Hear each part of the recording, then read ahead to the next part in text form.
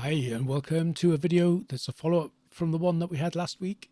It's based around this build that I did a long time ago, a kind of retro sleeper SLI build with lots of LEDs and a funky glass case. In the last video we moved it to an old case, not quite that old.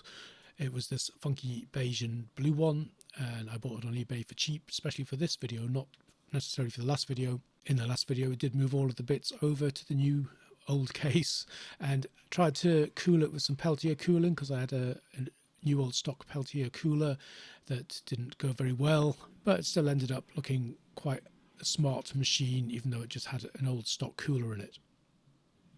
So what's this video all about? As he pulls out a sheet of clear perspex and places it on the side of the case.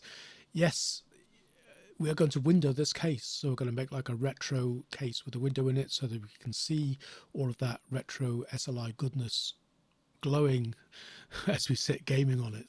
And on top of that, there's a few other upgrades I'm going to make to this. We still got to sort the cooling out that didn't work with the Peltier last week, and another upgrade or two as well to make it into the ultimate Windows XP gaming machine that I will use on a daily basis. So the main aim of this video is going to be to get a window cut into this case, and I was a bit dubious about it because it is quite a nice case. It's very solid and very well made despite the fact that it doesn't have any obvious brand on it. But yeah, I'm going to go ahead since this is what I bought it for and try it anyway. So I've got some perspex sheets that are exactly 30 centimeters square. That's going to be my maximum. So yeah, I got the ruler out, going to draw where the window is going to go and take it from there. The plan here was to set this window kind of towards the rear of the case so you can see things like the SLI bridge, hide things like the drive bay cage, but I'm making a fairly major mistake already as I measure this, which will be revealed later if you haven't spotted exactly what it is right now. I've got this edging. I'm just going to check it out because I wasn't quite sure whether it was the right size when I ordered it on, I can't remember, I ordered it eBay I think. Yeah, it looks like it's going to be a perfect size, so that'll give it a nice finish when the hole is cut. Then having drawn my 30 centimeters square, I don't want it to be that big because it needs to be slightly smaller to give the perspex a place to stick onto the case. So I've given it a centimeter each way inside of that, so it's actually 29 by 29 squared. And then I got just a round thing. I just happened to have picked up my electrical contact cleaner can, which seems to have just about the right radius because I want it to have nice rounded corners as well. And that was pretty straightforward. So I was a bit worried that this might have been a bigger project than I thought it was going to be, but it didn't take any time at all to get it mocked out. And yeah, now I just have to see if I can find any of my meager collection of power tools that can cope with this fairly thick side panel. So yeah, this is like a school trip into the wilderness. Somewhere we don't usually see on this channel is a trip into the back garden. It's a lovely day, which is good. Could have been raining, could have been nasty. I'll just get this work desk set up so that I can lay the panel flat and then we'll get to work. The first thing I did was try to cut just a little sort of slit into it so that I could get my jigsaw in there. I tried to use my battery powered Dremel, but this is a reasonably thick sheet of, I think it's steel. Yeah, this thing was no use whatsoever. Eventually, after working my way through pretty much every size of drill that I had in my little kit, I ended up with something that was just big enough, I think, to get my jigsaw blade through, which means I can work my way with the saw down onto the line and start cutting out the inside of this window. Using metal blades on the jigsaw worked really well. It was like very easy to cut, despite the fact that it's a fairly solid piece of metal. The only problem was the guide bed on the drill when you got to the bits that clip into the case at the bottom there, you can see, and the ridge on the back where you fasten the screws in. You kind of ran into the edges of the guide there and you had to lift it off a little bit. Lifting it off meant that you were bending the blade a little bit, so you just had to be careful that you kept it so you didn't put too much pressure on it, didn't run any risk of it snapping or bending. And that was it. Again, I was surprised how easy it was. I thought this might have been a fairly major thing to do, but you can see that it was moving pretty slowly and it literally took me about 10 minutes to cut the window out. And then there you go. Voila, one windowed retro PC case. And the only thing left to do out here is to run a file around the edge just to get rid of any major jaggies. It doesn't have to be perfect because of course we're going to be covering it with a nice rubber edge. So this was just to get any really rough bits off. And then back upstairs, look at that. Looks pretty sweet, gotta say, already, even though it's not finished by any stretch of the imagination, but you can see how it's going to look quite cool. So the next thing is to just get some of this rubber stuff on and see how that looks. It has to be said, this was not as easy as I thought it was going to be. Initially I put it on and then didn't realise that as I was rolling it around the window it was pulling away from the corners, so you really do have to keep a sort of push on it a few inches behind where you're putting the stuff on. But apart from that, you can see already it's going to look quite cool. And that was it. Just at the bottom, just need to get it all lined up, make sure you cut the right amount off. So I cut it just so that it was slightly overlapping and then just gradually shaved off little bits more until eventually it all got lined up. And yeah, I think that that looks pretty damn sweet. Once all of that was done, all that needed to be done on the other side really is just to put some double-sided tape on. So I've got some of this 3M stuff. I did look this up and watched a couple of videos on YouTube of people who've done similar things, and yeah, this stuff doesn't look much, but it is very sticky to be sure, so I think this will hold the Perspex sheet quite firmly. I've got a couple of different kinds of Perspex. I was a bit disappointed because I planned on doing it purple. I got this purple sheet from somewhere. I've also got some clear stuff which you saw earlier that I was using to draw the square width for the cutout. Unfortunately, this stuff which I thought was translucent is actually opaque, which is a bit of a disappointment because I thought purple would look quite funny and funky, but maybe a bit different. But yeah, the stuff wouldn't shine any light through and you couldn't see through it, so that was the end of that. As I was messing around doing that peeling off of the backing sheet of the purple stuff, I did notice that some of this rubber started to creep a little bit, so I took the tape back off and I decided to run some hot glue around the insides. Hopefully that'll just give it a little bit of reinforcement so that it should be fine once it's in place. Just while I'm messing around with it, placing Perspex sheet and stuff, just put some hot glue around the inside. It'll just give it a layer of extra security, I guess, to keep it in place. And now we can continue with a piece of Perspex that you can actually see through. So I've got this thing retaped here, and just peel the back off that, and then we'll peel some of the protective stuff off the side of the Perspex and we'll stick it down, and then we'll have a window. And with that done, put that to one side, save the excitement till later to see how that looks.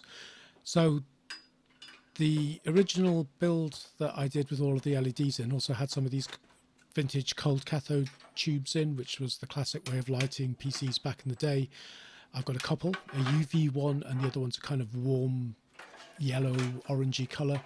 Yeah, we're going to use both of these and they should give us some nice vintage lighting through this new window. These cold cathode tubes are fairly easy to install. You just plug them into a Molex and off you go. I'm limited to where I can put these because the sort of warm orange one's quite a bit longer than the UV one, so I think that's going to have to go along the bottom, and I think the UV one's going to have to go along the back. This is an older case, so the airflow's not the best here, which is a bit of a worry when you've got two potentially hot later cards running an SLI and also a quad-core processor. This, I didn't say anything about the spec because it's all in the previous video, but this is a Core 2 quad, and we've got two GeForce 8800 GTs, and I've got one of those little drive bay sort of extractor fans sucking air away from the CPU, and I've got a case fan in the front, hopefully sucking air away from the heat that gets kicked out of the GPUs. So there's a few straggly cables involved in that fan, the drive bay fan, and also these cables for the cold cathode tubes are sort of a bit of a pain as well. So I'm using hot glue to go around the edges and try and tack all of those out of the way. So there's another couple of upgrades that this machine needs, but not least of which is a cooler, because the Peltier experiment from the last video didn't work. So I wanted a half decent LGA 775 cooler, and got this one. This is Cooler Master Hyper TX3 Evo. So something that's got the word hyper in it, it's got to be okay. But yeah, no, this one's actually rated for the quad core processor, so it should be fine. A bit of a fiddle with fixtures and fittings, because the previous stock cooler has like a square bracket which I had to take off, which meant removing the motherboard. I didn't bother filming that boring, tedious stuff. This one just has those pop things that go through the holes in the motherboard, so a bit of a fiddle with fixtures and fittings, and we have a new cooler. Everything's up and running now, so all that remained was to power it on. And yeah, there we go. Cold cathode tubes and all the cabling's looking pretty nice and tidy. A nice amount of fan noise from the new cooler. The other upgrade I did to this that I forgot to film and forgot to mention was in the last video I displayed some of that OCZ SLI ready RAM, and I got another 2 sticks of that, so I upped it from 2 gigs to 4 gigs, which is the max that Windows XP 32-bit can address. So having done all that, I had to take the backside off the case so that I could take the motherboard out to get that cooler fitted. We'll pop that back on and then get some screws in and get to the exciting side and see how all of that hacking and drilling and filing looks when it's on the box itself. This is a nice case, but one less desirable feature is it's a bit of a pain that you have to take the front bezel off before you can take the sides off. So every single time you need to get into this case, you have to take the front off. Already a couple of clips are broken, so hopefully I won't have to go back in anytime soon. And look at that. Pretty snazzy looking. The error that I was talking about before, as you can see, when I flipped it over to draw my cutout guide on the back, I got things the wrong way around. So instead of having it set towards the rear of the cage, it's actually set towards the front. It's not so bad because you're looking at it at an angle like this, so you are looking down into the SLI bits and pieces. You just get probably a bit more of the drive cage than I was hoping for, but you know, this whole point is to see all of these the hokey ways we used to build PCs in the past. So it's like a view on the retro world, so it shouldn't be that too tidy, otherwise it wouldn't be retro. It looks pretty cool, but I have to say that light at the bottom there, this is the warm orange one, but it is also considerably brighter than the UV one. You can't really see any effect from the UV one, and that is quite dazzling on the eye when you sit next to it and look into it like that, so I might try and do something about that in a few minutes. Before I do anything though, just dimming the lights a little bit gives a bit of a better view. It's not showing up as much of the detail in there, so yeah, I think I'm definitely going to have to rethink the positioning of the cold cathode tubes. I moved it over and added it to the desk, so anybody saw when I was rearranging my games room, this is the desk where I'm going to do nothing but play games on retro machines. I was trying to set up a few machines to give me sort of everything I'm going to need for that. So in the middle there's the ICL 38620, 386SX20 that I did a video on a while ago, which is going to be my DOS gaming machine. Then on the left is the Tualatin build I did a couple of videos ago. That still needs a little bit of work, so does the ICL. So the Tualatin is going to be my Windows 98 and late DOS gaming machine. And then there on the right is the newly windowed XP machine, so that's going to be all my XP gaming stuff done on there. And also placing it on the right gives me a nice look on the new window that we've just made. So I left things like that, and then I went off and did, as I said, have a fiddle with the position of the cold cathode tubes. And now I've got the brighter one at the top, and I've got the UV one at the bottom, and you can see how it's picked up the floppy cable. It's one of those ones that's got covers that are supposed to stay over the wide ends that go into the back of the drive, and into the motherboard, but those ends never seem to stay put, so they're dangling down there, but it's reflecting the UV light quite nicely, which is pretty cool. So maybe I need to get some, tidy it up in there and get a few other things in there that will hopefully be affected by the UV strip at the bottom. So that is pretty much it. Windowed the PC, upgraded it. Out of the 3 PCs on my gaming desk, this is the only one that is now totally complete and ready to rock. Probably a bit fiddling with the tidying up of the insides and maybe trying to get a bit more going on with the UV light. But apart from that, I'm damn pleased with the way this has turned out. You wouldn't know that a hacky amateur like me had done it. It looks pretty nice and well made. So I'm very happy with myself. But that's it for now. I'm going to go and play some Emperor Battle for Dune and enjoy this machine. I hope you enjoyed watching me hack up this old case. I know there's some people who might call me a heathen for doing so, as these cases are getting slowly rarer and slowly more expensive. But I got this one for this project. I got it for cheap, and I, for once, have made a really good job of it, I think. So I'm really pleased with this. It is my final XP gaming rig that I'm going to be using from now on to play lots of groovy games I used to play back in the day. So that's it for this video. I hope you enjoyed watching me hack this case up. I hope you agree that it turned out pretty well, and I hope to see you in the next video. Thanks for watching. Bye. What do you want from me? Speak. Truth. You dare to use the voice. You dare to enter my mind unbidden. You are not what you seem, Reverend Mother. What horror are you planning? This interview is over. You will obey us, sister, or you will die. Ah!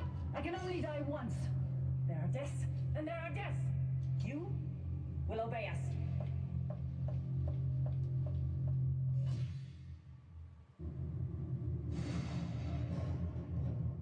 Know then that the first great spice war on the planet Arrakis has ended.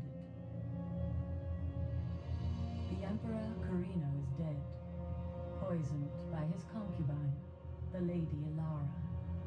Now, a new war rages for the control of the Golden Lion Throne.